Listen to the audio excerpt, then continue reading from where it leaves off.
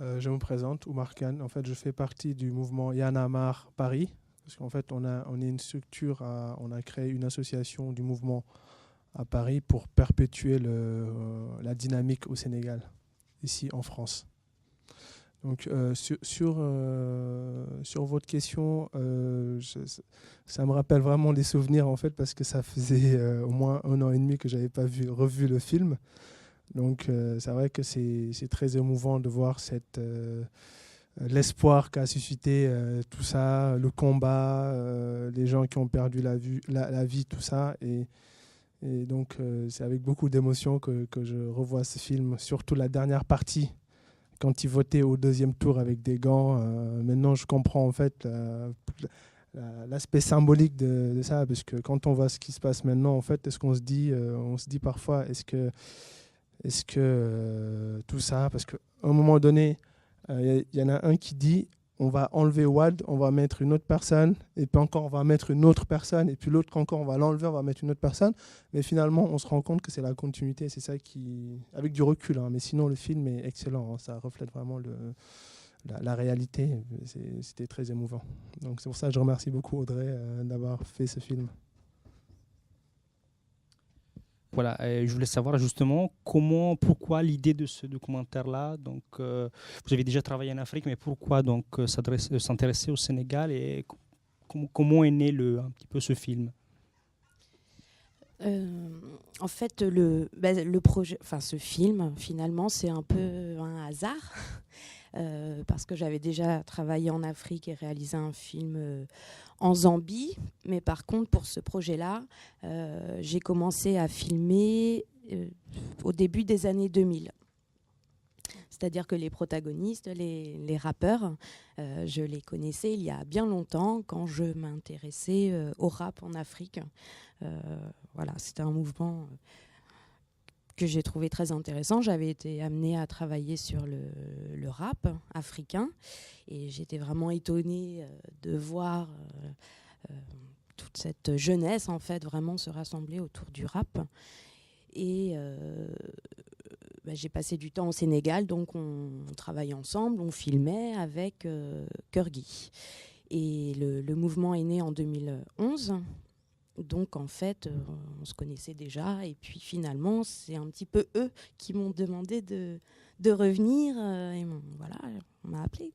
Il se passe des choses ici au Sénégal, Audrey. Comment ça se fait que t'es pas là? Les télés du monde entier viennent voir ce qui se passe. Puis bon, là, je me suis dit, c'est pas possible, quoi. Enfin, on se connaissait vraiment très bien.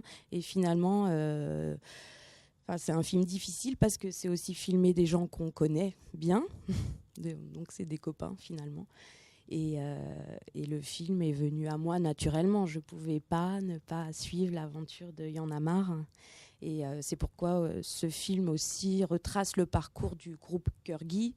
Et pour moi, c'était intéressant de retracer leur parcours en tant que groupe de musique rap contestataire, parce que voilà, c'est aussi cet élan qui a amené la création du mouvement. Et voilà, je trouvais ça intéressant d'être sur un parcours de vie plus précisément que sur le mouvement lui-même. Enfin, il y avait tellement de choses à dire autour de ce mouvement, tellement de gens formidables au sein du mouvement. Donc l'idée du film est partie finalement de la musique et est venue à moi naturellement. On voit vers la fin du film donc quelques lignes qui expliquent que le mouvement continue.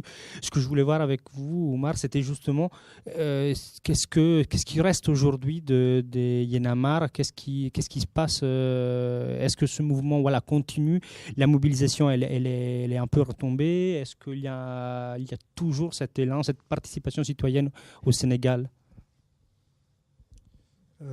Parce qu'en fait, la question est pertinente parce que quand on voit l'évolution des choses, en fait, Y'en a marre existe encore plus maintenant qu'hier parce que les difficultés sont restées. Donc, il y a toujours la pauvreté est toujours là. Et puis le nouveau régime n'a pas forcément trouvé la solution. Donc, il y a toujours les coupures d'électricité. Il y a toujours des problèmes à l'université, les jeunes sont toujours en galère. Donc voilà, donc c'est pour ça que le mouvement continue, le mouvement devient une sorte de veille citoyenne, de sentinelle, et permet en fait de continuer à mettre la pression sur les autorités pour leur rappeler leurs responsabilités. Donc tout ça, ça continue. Hein. Donc c'est pour ça la création même des esprits, en fait, c'est les cellules un peu partout dans les régions, aussi dans les banlieues, dans les quartiers défavorisés. Donc on a fait les camarades qui sont là-bas ont fait un travail pour essayer de continuer la dynamique, en fait, de trouver les jeunes qui ont envie, qui s'intéressent à la chose publique, de surveiller ce que font les autorités. Donc ils sont sur place, ils sont dans un grand projet qui s'appelle Dor Aksagor. Ça veut dire marcher avec sa communauté. C'est-à-dire que c'est des jeunes, en fait, qui se regroupent pour essayer pour essayer d'interpeller les autorités dans chaque localité pour voir est-ce qu'ils utilisent à bon escient les fonds publics qu'on leur donne, qu'on leur confie. Donc ça, c'est le grand projet actuellement de Y'en a marre. Et aussi, il y a d'autres projets aussi pour interpeller les députés, les gens qui sont au pouvoir, pour essayer de discuter avec eux, pour essayer de trouver des liens avec la situation, avec les populations, pour qu'ils se sentent beaucoup plus proches. Donc là, c'est encore sur une autre dimension. Donc Y'en a marre n'est plus un mouvement contestataire uniquement, mais aussi c'est un mouvement qui essaie de proposer des solutions, de montrer l'exemple pour que la situation change. Mais pour l'instant, la situation elle est restée pratiquement l'identique qu'avant les élections de 2012.